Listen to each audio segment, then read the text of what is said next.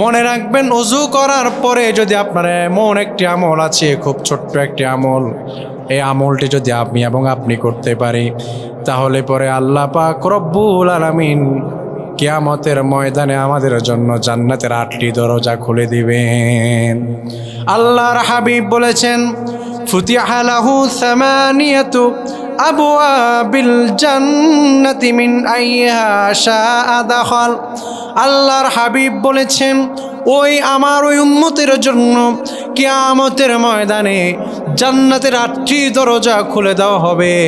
আমার উম্মত যেই জান্নাতের যেই দরজা দিয়ে প্রবেশ করতে চাইবে, আমার আল্লাহ পাক রব্বুল আলামিন তাকে সেই দরজা দিয়ে জান্নাতে প্রবেশ করাবে। সুবহানাল্লাহ। সেই আমলটি হচ্ছে অতীব সহজ একটি আমল।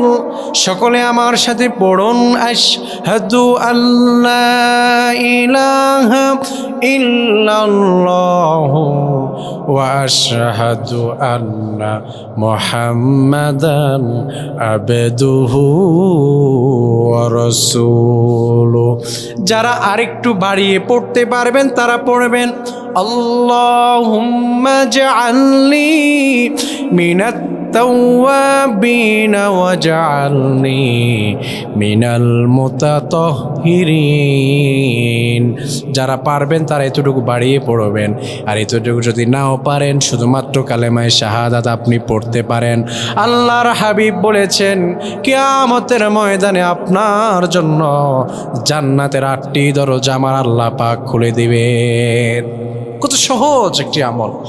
ওযুর পরে সর্বোচ্চ কতক্ষণ সময় লাগবে আপনার পড়তে? কতক্ষণ সময় লাগবে সর্বোচ্চ? কালেমায়ে শাহাদাত পড়তে গেলে 30-40 সেকেন্ড সময়, এর বেশি তো আর লাগবে না।